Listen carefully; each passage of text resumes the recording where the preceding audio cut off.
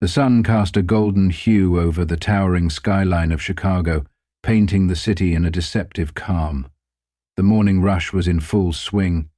Cars honked impatiently, pedestrians weaved through crowded sidewalks, and the scent of fresh coffee wafted through the air. It was just another day for most people, but for Marcus Carter, it was a morning that would set the stage for something much bigger. Marcus had spent over a decade in the food industry, working his way up from washing dishes to managing logistics for some of the most prestigious restaurants in the city. Today, however, he wasn't stepping into a restaurant as a guest or a manager. He was here as a delivery driver. His truck rumbled to a stop behind Laverna Fine Dining, one of Chicago's most exclusive restaurants. Known for its luxurious ambience and impeccable cuisine, it catered to the city's elite, the kind of place where wait lists stretched for months and chefs carried egos as sharp as their knives. Marcus climbed out of the truck, adjusting his Navy people uniform, clean and pressed but far from the polished suits worn by the restaurant's clientele. He wasn't here to impress. He was here to observe. He had learned long ago that people revealed their true colors when they believed they were dealing with someone beneath them. Grabbing his invoice clipboard, Marcus slid on his work gloves and began stacking crates of fresh seafood and organic produce onto his dolly. As he pushed the heavy load toward the steel door marked "Staff Only," he caught the faint sound of laughter from inside. It wasn't the kind of laughter that stemmed from joy. It was the sharp, biting kind. "Bet he smells like fish already." Marcus stilled for a moment, his fingers tightening around the handle of the dolly. He had encountered this attitude before, the casual dismissiveness, the condescension aimed at those in service roles. He let out a slow breath and knocked on the metal door, his knuckles striking against the cold steel. The door swung open abruptly, revealing a young man in a crisp white chef's jacket, his arms crossed over his chest. His sharp, scrutinizing eyes scanned Marcus like an unwanted interruption rather than someone delivering the very ingredients that would fuel tonight's high-end menu.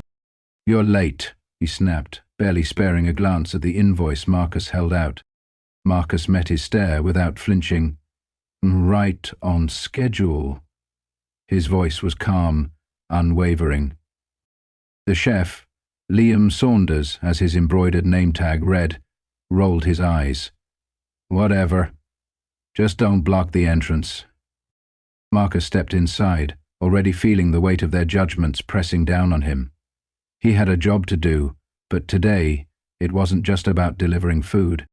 It was about delivering a lesson. Marcus maneuvered the dolly through the narrow kitchen passage, careful not to brush against the gleaming stainless steel counters. The space was alive with movement. Chefs chopped ingredients with rapid precision, servers rushed orders out, and the air carried the rich aroma of simmering sauces and freshly baked bread. But there was something else in the air, something unspoken but palpable. Judgment. Superiority. As Marcus moved toward the designated delivery area near the walk-in refrigerator, he caught snippets of hushed conversations he wasn't meant to hear. "Seriously, a guy like that handling our ingredients? Bet he's never even eaten in a place like this." Marcus kept his expression neutral, though he felt their stares burning into him. He had been in this business long enough to recognize the silent hierarchy, the unspoken divide between those who prepared the food and those who simply delivered it. A sharp voice cut through the noise. "Hey! Don't block the station!" barked a woman in a sleek black suit, a clipboard clutched in one hand. Vanessa Hayes, the restaurant's floor manager. She didn't look up as she spoke, as if Marcus didn't deserve eye contact. "Yes, ma'am," Marcus replied evenly, stepping aside. Vanessa hesitated, finally glancing at him, her eyes scanning his navy uniform and work boots. It was subtle, but Marcus recognized the silent judgment, a look that said he was out of place. Nearby, two waiters, Jake and Mason, stood near a polished wooden counter, lazily folding napkins. They weren't even trying to hide their amusement. What do you think, 5 minutes before he dropped something? Jake muttered, smirking. Mason snickered. Nah, I give it 3. Marcus's grip on the dolly tightened slightly, but he didn't react. He had nothing to prove to them. With practiced efficiency, he began unloading the crates, stacking them neatly on the counter. He took his time, ensuring every item was handled properly, no matter how little they thought of him. He took pride in his work. But the whispers continued, the condescending glances growing bolder. You'd think someone delivering to a place like this would dress better. I wonder if he even knows what half this stuff is. Marcus exhaled slowly, keeping his focus on the task at hand. He wasn't here to argue, he was here to observe. Still, the atmosphere thickened, the room buzzing with quiet mockery. He had seen arrogance before, but this was something different. It wasn't just elitism. It was the kind of casual disrespect that had been normalized here. And that was a problem. Marcus didn't say a word. Not yet. But this wasn't over. Marcus moved with steady precision, stacking the crates one by one, ensuring everything was in order. He had spent years in the industry and he took pride in his work, no matter how others perceived it, but the condescension in the air was thick, pressing down like the heat from the overhead kitchen lights. As he pushed the empty dolly back toward the exit to retrieve the second load, the whispers continued, growing bolder. Betty doesn't even know what half of this stuff is, one of the kitchen staff muttered to a co-worker. Another laughed. Doubt he could afford to eat here even if he wanted to. Marcus kept his face neutral, but his patience was wearing thin. He had dealt with arrogance before, but this was something else. This was deeply ingrained, effortless disrespect, the kind that came from people who had never considered that the person they looked down on might actually be their equal. He didn't have time to dwell on it. He had a job to do. Just as he reached the door, Liam Saunders, the sous chef, called out, "Hey, delivery guy!" Marcus turned, expecting another unnecessary complaint. "You missed a box," Liam said, pointing to a crate near the door. Marcus frowned. He was certain he hadn't forgotten anything. He walked back, bent down, and reached for the crate, only to realize it was completely empty. Laughter erupted around the kitchen. "Relax, man, just messing with you." One of the line cooks slapped his knee, shaking his head in amusement. Marcus straightened slowly, locking eyes with Liam, who wore a smirk of self-satisfaction. The room was alive with mockery, the kind that came when people were too comfortable in their hierarchy, too sure that the people below them would always stay there. Marcus didn't react the way they expected him to. He didn't curse. He didn't shove the crate back in anger. He simply set it down, his movements measured, deliberate. And then, in a voice calm but unshakable, he said, "Glad you guys have time to joke around. Must be nice not to worry about real work." The laughter faded, replaced by an awkward silence. Marcus turned and walked out, heading back toward his truck for the next load. Inside, the staff exchanged glances. Some of them looked amused, others a little uneasy. Something about the way Marcus carried himself wasn't right. It wasn't the reaction of someone who saw himself as beneath them. Liam rolled his eyes, muttering, "Guy's got an attitude, huh?" But what no one realized yet was that Marcus wasn't just some random delivery guy. And soon they'd find out the hard way. Marcus stepped back outside, taking in the crisp morning air as he loaded the second batch of crates onto his dolly. His grip on the metal handle tightened slightly, but his expression remained unreadable. He had faced arrogance before. He had worked in environments where entitlement ran deep, where respect was reserved only for those who mattered. But something about this place, the casual cruelty, the effortless disdain, made it clear this wasn't just one or two bad employees. This was a culture problem. As he wheeled the next load back inside, the kitchen was still buzzing with quiet laughter, as if the previous prank had given them a newfound confidence. Marcus maneuvered carefully around the counters, placing each crate exactly where it needed to be. But before he could finish, a familiar voice rang out. "Let's hope this batch is better than the last." Marcus turned toward the voice. Damien Foster, the head chef. His arms were crossed, his sharp, condescending smirk in place. He stood near a counter, inspecting the first round of deliveries with exaggerated scrutiny. Marcus remained silent, watching as Damien picked up a crate of seafood, dramatically lifting the lid. The chef made a show of sniffing the contents before turning to one of his line cooks. "You smell that? That's the scent of declining standards." A few chuckles rippled through the kitchen, though some of the younger staff shifted uneasily. Marcus set the last crate down without a word, but the tension in his shoulders was undeniable. He didn't mind constructive criticism, but this was about power. Damien wasn't concerned about the quality of the food. He was performing, showing off for the others, proving that he was the one in control. Marcus reached for the clipboard, preparing to have Damien sign for the delivery, but before he could, another voice spoke up. "Yo, delivery guy, you missed one." Marcus glanced over. One of the kitchen staff pointed to a crate near the entrance. Again, Marcus approached the box, already suspecting what was coming.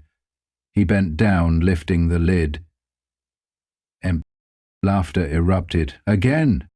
Marcus exhaled slowly, his patience wearing dangerously thin. He straightened, his eyes scanning the room, locking onto each smirking face, each dismissive glance. He could let this slide. He had let a lot slide already, but enough was enough. Marcus took a step forward, his voice calm but carrying an unmistakable weight. "That's twice now." His eyes flicked toward the empty crate, then back at the staff. "You all find this funny?" The laughter faltered slightly, but Damien leaned in, smirk intact. "Lighten up, man. It's just a joke." Marcus tilted his head slightly. "A joke? Or a test?" Damien's smirk froze for a fraction of a second. Marcus let the silence stretch for just a moment longer, then turned on his heel and walked toward the exit. No more games. The real reckoning was coming. Marcus reached his truck, leaning against the side for a brief moment. He took a slow, steady breath, letting the morning air cool the irritation simmering beneath his composed exterior. He had expected some level of arrogance inside Laverna Fine Dining, but the blatant condescension, the way disrespect had been normalized, was worse than he had anticipated. He wasn't angry. He was disappointed. With practiced efficiency, Marcus loaded the final crates onto the dolly, making sure everything was secured before heading back inside. He pushed open the heavy steel door, stepping into the same kitchen that had spent the morning mocking him. And the disrespect wasn't over yet. As Marcus wheeled the final load inside, a server standing near the espresso machine muttered just loud enough to be heard, "Yeah, take that trash back to wherever you came from." Marcus froze for just a second, his fingers curling slightly around the dolly's handle. A line had been crossed. For the first time that morning, silence filled the room. The laughter stopped. The smirks faded. The weight of those words settled like a thick fog. Slowly, Marcus turned, his gaze landing directly on the server. His face remained calm, but his voice carried an undeniable authority. "I came here," he said, his tone even, "to deliver something you all clearly need more of. Respect." The words hung in the air, heavier than the silence that followed. No one laughed this time. Marcus didn't wait for a response. He handed the signed invoice to Damien, who took it without a word. The sous chef Liam shifted uncomfortably, suddenly unable to meet Marcus's gaze. Even the staff, who had once been so eager to ridicule him, now found their shoes far more interesting than the man in front of them. Marcus turned, walking toward the exit, but before he reached the door, he paused. This wasn't over. Not yet. He glanced at the grand golden lettering above the dining room entrance. Laverna Fine Dining. He had seen potential in this place. That's why he had bought it. That's why he was here. And in just a few hours, everyone in this room would realize exactly who they had been mocking. The clock struck 3 p.m., and the staff of Laverna Fine Dining gathered in the grand dining area. The room, usually filled with the soft murmur of high-paying guests, was now tense with confusion and impatience.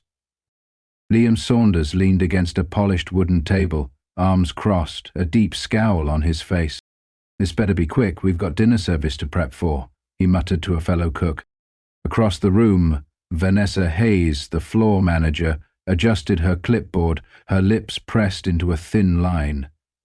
She hated uncertainty, and no one had told her why this mandatory meeting had been called.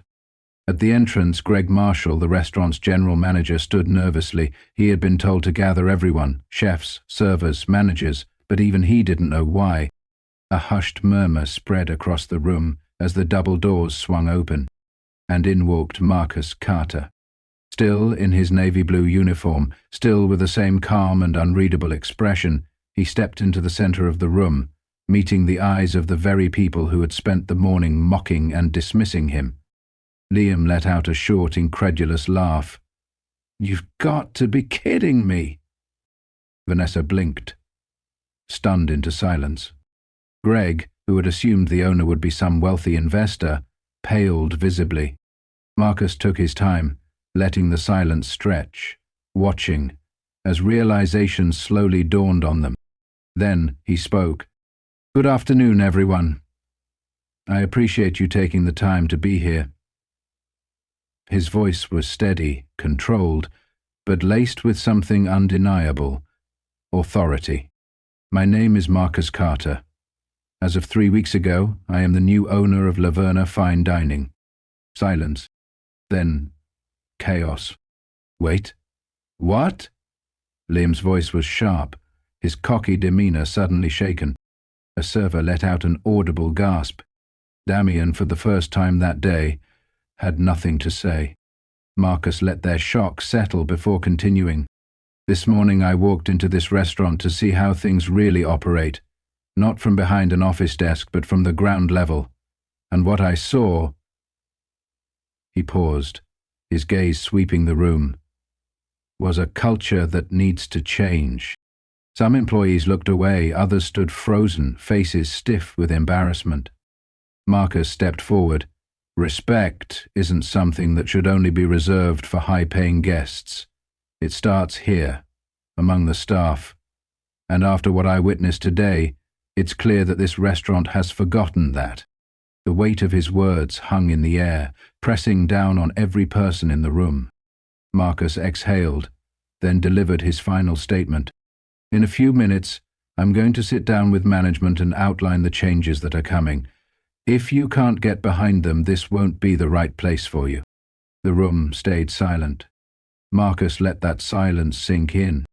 Then, without another word, he turned and walked out. Behind him, the entire staff stood in stunned, uncomfortable realization. The man they had laughed at just hours ago was now the one holding their future in his hands. The weight of Marcus's words still lingered in the air long after he walked out of the dining room. No one moved. No one spoke. The very people who had spent the morning mocking him, dismissing him, treating him as if he was beneath them, now stood frozen, their confidence shaken, their pride wounded. Liam Saunders ran a hand through his hair, his usual smug expression completely gone. Vanessa Hayes shifted uncomfortably, her clipboard suddenly feeling heavier in her hands. Damien Foster, who had spent years running this kitchen with an iron grip, now looked like a man who had just realized he wasn't in control anymore. For the first time, the staff of Laverna Fine Dining understood something they had failed to see all along. Respect wasn't about titles, it wasn't about appearances, it was about character. Minutes later, Marcus sat in the executive office facing Greg Marshall, the restaurant's general manager. "That was unexpected," Greg admitted, still looking shaken. Marcus leaned back in his chair. "Was it?" he asked. Or was it just the first time anyone called them out on it? Greg exhaled, rubbing the back of his neck. Look, I won't lie. We've had problems with arrogance here for a while. Damien's been running this place like a dictatorship, and the staff, well, they follow his lead. Marcus nodded. He had already figured that much out. It changes today. His voice was steady, final. An hour later, the staff was called back into the dining room. No one dared to speak as Marcus entered, this time not as a delivery driver, but as the owner. He took a slow look around before addressing them. This morning you made assumptions about me. You judged me based on what I was wearing, what I was doing, without knowing who I was. That should concern you, not because I'm the owner, but because that's how you treat people when you think no one is watching. A few employees shifted uncomfortably, others kept their eyes glued to the floor. Laverna Fine Dining has a reputation for exclusivity, but that doesn't mean it has to be a place of arrogance. That ends today. Marcus's gaze landed on Damien. The head chef tensed, knowing what was coming. Leadership sets the tone, and in a kitchen, that starts with the head chef. Damien, we're going to have a conversation after this meeting. You need to decide if you're willing to be part of this change. Damien swallowed hard but gave a short nod. Marcus turned back to the rest of the staff. From this point forward, respect is non-negotiable. If you can't be part of that culture, this is not the place for you. Silence. Then, slowly, some employees began to nod. A few even murmured quiet apologies. Marcus didn't need to hear them. He had already made his point, and Laverna Fine Dining would never be the same again. Respect is free, but the lack of it can cost you everything. This story isn't just about a restaurant. It's about the way we treat people every single day. How often do we judge someone based on their job, their clothes, or their position in life, without knowing their story? Marcus Carter didn't need to demand respect, he commanded it through his actions. His employees learned the hard way that true leadership isn't about power, it's about integrity. And the way you treat people when you think no one is watching? That says more about your character than any title ever could. So, ask yourself, have you ever underestimated someone just because of how they looked? Let's do better. Let's build a culture where respect isn't earned, it's expected. Let's talk. Have you ever experienced or witnessed a situation like this? How did you handle it? Do you think Marcus's approach was the best way to handle this toxic culture? What would you have done differently? Drop your thoughts in the comments, let's discuss. And if you love stories with powerful lessons and shocking twists, make sure to like this video to support the channel. Subscribe for more content like this. Hit that notification bell so you never miss a story. Respect isn't optional. Let's make it a standard.